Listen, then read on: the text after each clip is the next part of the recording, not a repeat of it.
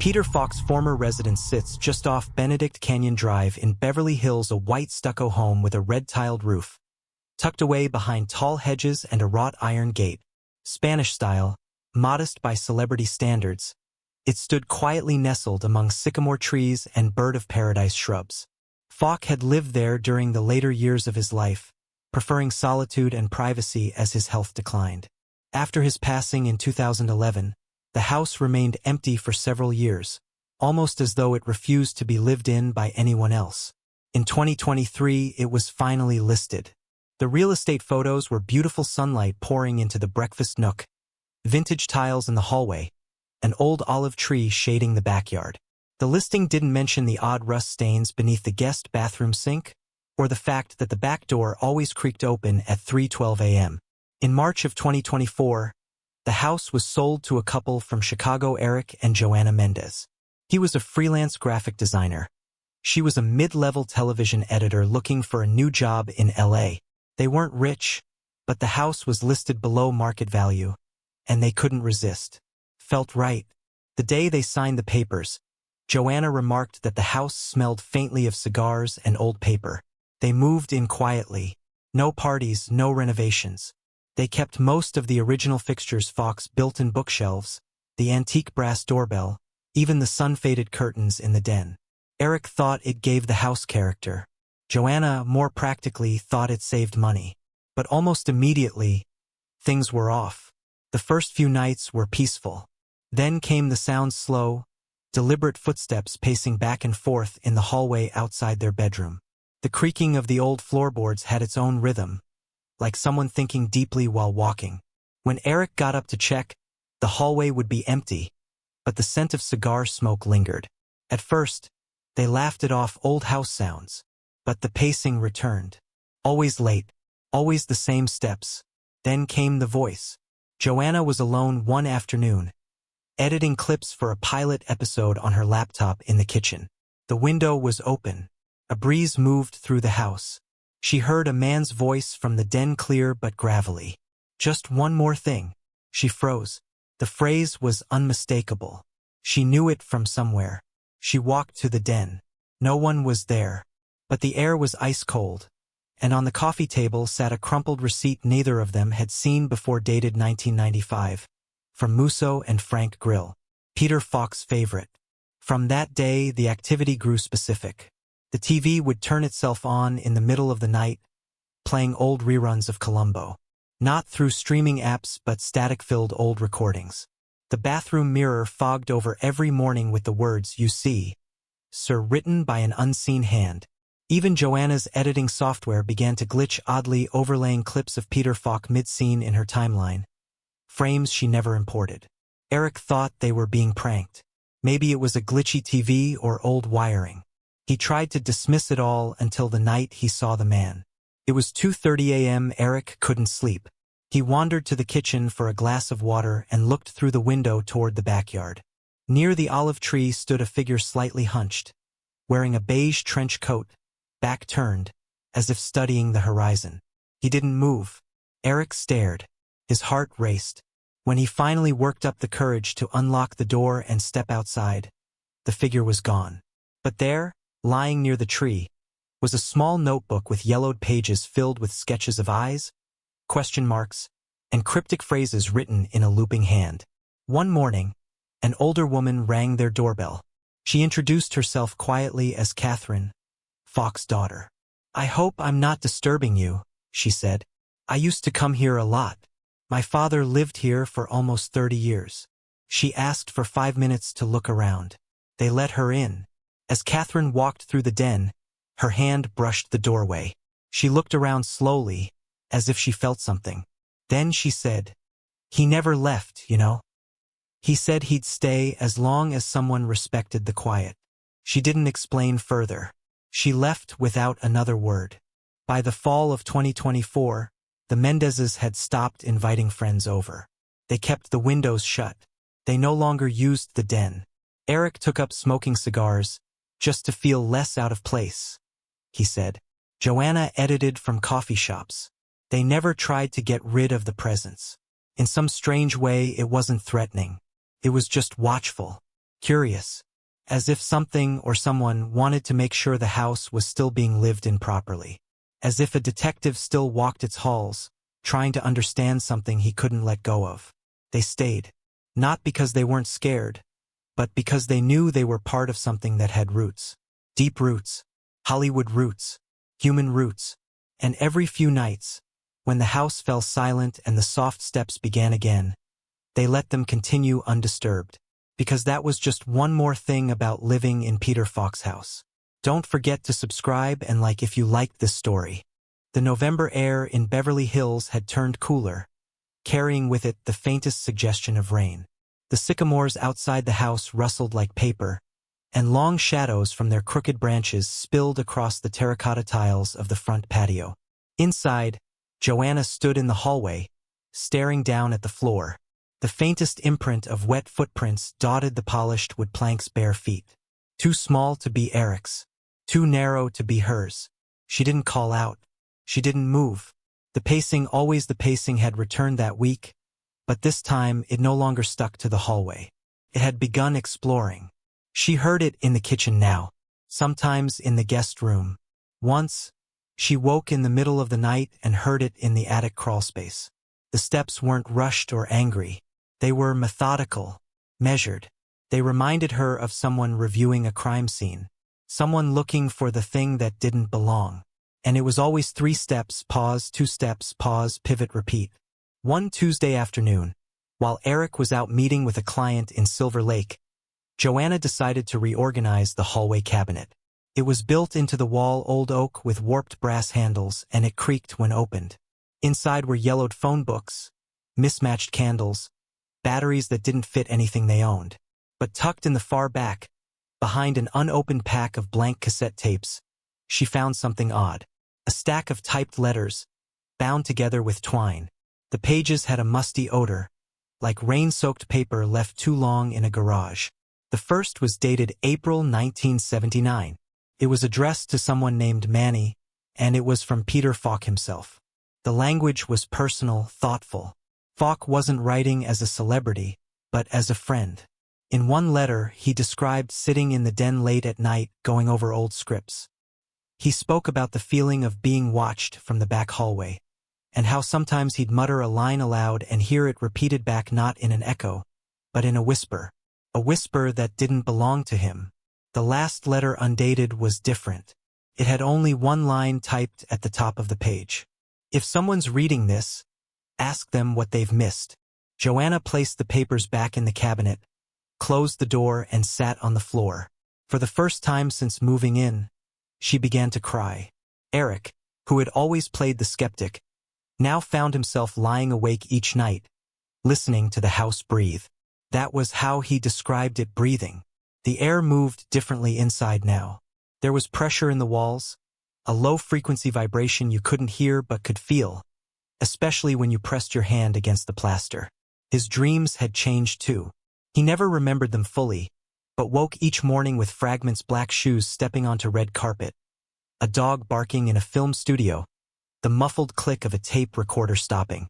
One morning, as the first light of dawn crept through the blinds, Eric opened the front door to get the paper and found a manila envelope resting on the doormat. No address, no postage, just a name scrawled across the front in red pencil, Lieutenant. Inside was a photograph, Peter Falk standing next to a police car, smoking, looking off to the left of the frame. Behind him, barely visible, was the house. Their house.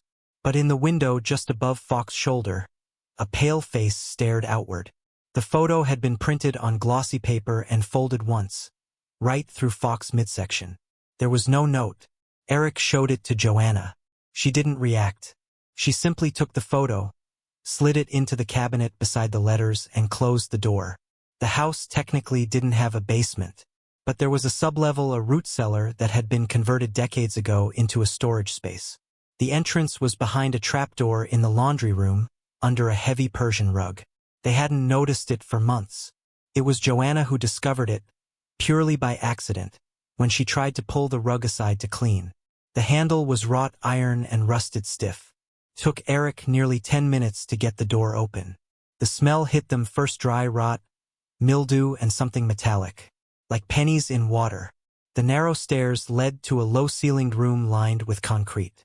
There were wooden shelves on both sides, mostly empty, except for a row of dusty boxes marked with masking tape. One box contained several Super 8 reels, labeled in Peter's own handwriting. Colombo, BTS Lot 3. Interview 1981, New York. House test night. The last one chilled them both. House test night. They didn't own a projector, but Joanna took the reels upstairs, placed them in a shoebox, and set them on the kitchen counter. That night, the power went out for 22 minutes. When it came back on, the reels were scattered across the floor. 2 weeks later, Joanna received an email through her editor's inbox. No name, no subject line, just a single link to a private video hosted on an unknown platform. Against better judgment, she clicked it. The video was grainy, black and white. It looked like it had been shot on tape in the 80s. Peter Falk sat in what looked like the house's den, a young man interviewing him off-camera. Falk spoke calmly, almost quietly, but halfway through the interview, he paused and glanced over his shoulder. Then he looked at the camera and said, "I think he's still here, you know? The man from the stairs. He never answers, but he listens. Every night." He said nothing more after that. The tape ended abruptly. It's winter now. Rain falls softly in Beverly Hills. The roof of the house leaks in 2 places. Eric no longer smokes. He quit cold turkey last month after a dream in which he saw Falk, sitting silently at the end of their bed, mouthing the word, "Stop." Joanna has stopped editing altogether. She says the software won't let her anymore. Every time she imports footage, it glitches. Her timeline is always blank except for a looping, 6-second clip of a typewriter striking the word, "clues." The couple still lives in the house. They speak less, sleep in separate rooms now. But the pacing continues. 3 steps, pause, 2 steps, pause, pivot. And sometimes, when the TV turns on at 2:47 a.m. by itself and plays that old familiar line, "Just one more thing," they don't turn it off. They listen, because the house is still solving something. And it's not done yet. The kitchen had begun to change. It was subtle at first. Light bulbs dimmed to a warm amber glow even when turned fully on. The tiles, once a cheerful Mediterranean blue, seemed to absorb more of the light than they reflected. Joanna noticed the window above the sink no longer looked out onto the same garden she'd remembered. The olive tree was there, yes, but the sky behind it often looked duller, grayer. Like someone had slipped a faint film over the glass, like looking out at a set, not the real world. She stood there one morning, holding a sponge, staring out at the garden, unmoving. The olive tree's branches didn't sway even though she could hear the wind hissing through the eucalyptus farther up the hill. Then something flickered in the reflection of the glass just behind her. Not a full figure, just the movement of a shoulder, the edge of a raincoat turning as if someone had walked past and paused mid-step. Joanna spun around. Nothing. No sound. No scent.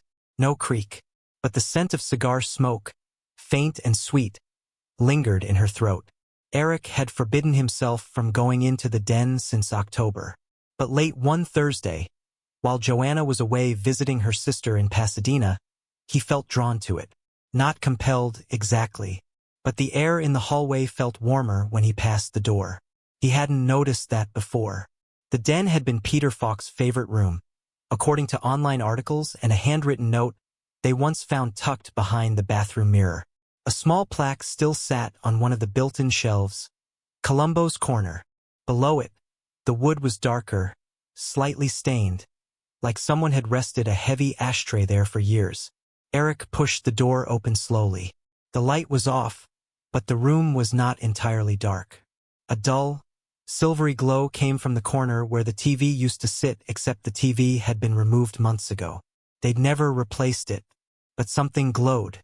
He stepped closer.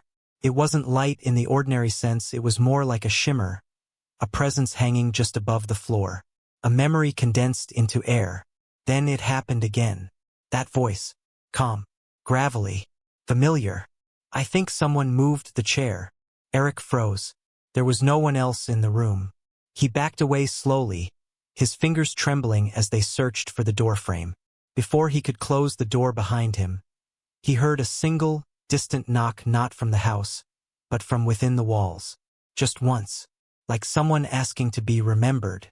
3 days later, the landline rang. The one they never used. They hadn't even given out the number. The phone sat beneath a stack of mail in the entryway and hadn't rung once since they moved in. Joanna picked it up instinctively. "Hello." No one replied. Then, after a long pause, a man's voice crackled through the static. Not angry, not scared, just tired. Something's still not right. She couldn't speak. Her voice caught in her throat. "You've missed it," the voice added. "It's not him. It's what he found." Click.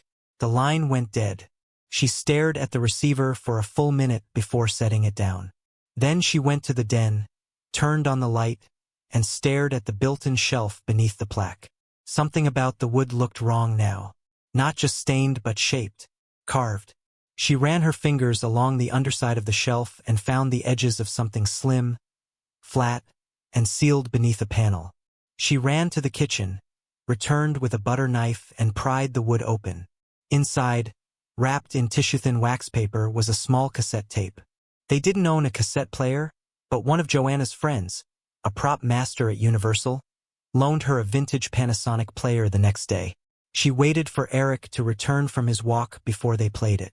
They sat on the living room rug, the player between them, their fingers barely touching. Joanna pressed play. A few seconds of hiss, then, "Test. This is Peter Falk, August 16, 1987. His voice, unmistakably real. Soft, tired, like someone speaking just after midnight with no one else in the room. "I've seen the man 3 times now, always at the stairs. I think he's trying to say something. I've looked through scripts, notes, even old cases. But nothing fits. Nothing connects. Last night, I dreamed about the boy again. Same eyes, same look, standing by the olive tree. But it's not my dream. I think it's his." Static overwhelmed the final few words. Then silence. Eric stared down at the player. Joanna stared at the floor. Neither spoke. Then, like a whisper from the cassette, another voice emerged. So faint it could have been a trick of the mind. A child's voice. He buried it under the crawl space. The machine shut off by itself. That night, just past 2 a.m., Joanna went to the laundry room. She didn't wake Eric. She didn't grab a flashlight. She just moved the rug, opened the trapdoor, and climbed down into the basement. This time, the smell was worse, sharper, like rust and rainwater. She stepped carefully, her bare feet making soft sounds on the cold concrete. The Super 8 reels were still where she had left them, but the box next to them, the one that had always been empty, was now slightly ajar. Inside, resting against the side panel, was a child's shoe. Faded blue canvas, small enough to belong to a 6-year-old. The heel was worn down unevenly, and something dark had soaked into the toe. Joanna didn't scream. She simply placed the shoe on top of the box, stepped backward into the wall, and sat down. Above her, she could hear the creak of footsteps. 3 steps, pause, 2 steps, pause, pivot. They were in the hallway again, and they were no longer walking alone. By the time December deepened, rain had soaked the garden for days. The earth beneath the olive tree swelled with moisture, and dark, wet leaves clung to the patio like little drowned secrets. Inside the house, everything felt colder than it should. Not in temperature but in tone. Even daylight carried a blue cast, as if the house had tinted the sun itself. Joanna no longer spoke much. She moved softly, deliberately. She cooked without seasoning. She left the bedroom door cracked open each night, not for Eric, but for something else. For someone else. Eric, meanwhile, had taken to drawing. He didn't mean to. One morning, he simply found himself at the kitchen table, sketching eyes on the backs of junk mail envelopes.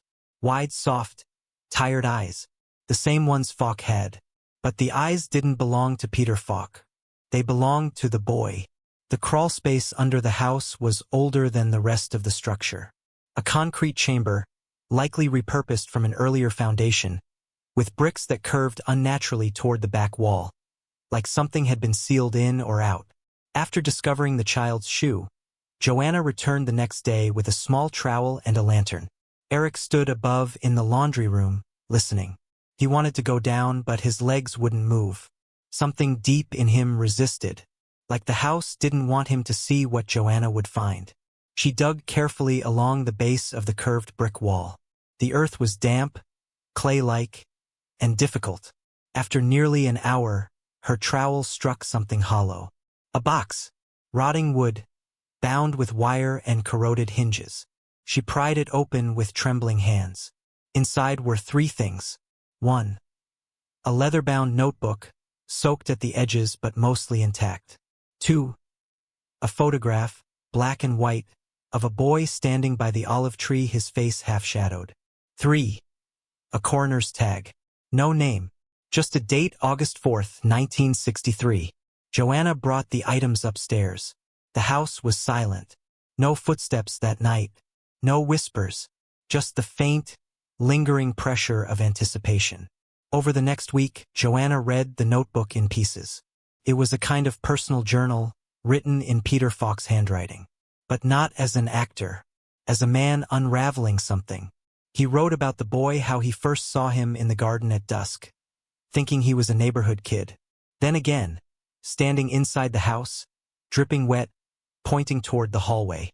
Falk described dreams that bled into waking life. Disjointed thoughts. The sense of solving a puzzle with no pieces. He'd reached out to detectives he'd once worked with for Columbo, confusing reality with fiction. One entry stood out. I know now. He lived here before they expanded the lot. The olive tree was planted to cover it. Not guilt, just forgetting. Joanna researched it herself. The property had once been part of a larger estate in the 1940s. A boy had gone missing there in the summer of 1963. No body was ever found. His name had been Leo Sandoval, age 7. Lived with his uncle and mother, who were both institutionalized after his disappearance. The case was closed. Officially. On New Year's Eve, the rain finally stopped. Eric and Joanna buried the shoe, the notebook, and the photograph beneath the olive tree at dusk. No ceremony. No words. Just silence. As if the house was holding its breath. That night, the pacing stopped. The TV didn't turn on. The hallway remained still. The scent of cigars faded from the air. And for the first time since moving in, they both slept through the night. By spring, the house had changed. Sunlight returned to the kitchen. The reflection in the window was once again Joanna's alone. Eric stopped drawing eyes. He now sketched trees, birds, simple things. Their conversations returned. Their laughter too slowly. They didn't tell anyone the full story. Not their friends, not their families. But they kept the cassette tape locked in a drawer. Not out of fear, out of respect. The house had carried two spirits.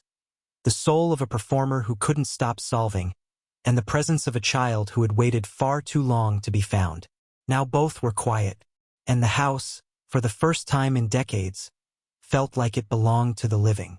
But every now and then, just before the sprinklers click on at dawn, Joanna swears she hears a soft voice through the open window, clear and distant. Just one more thing, and she smiles, because she knows it's no longer a warning. It's a goodbye. Don't forget to subscribe and like if you liked this story.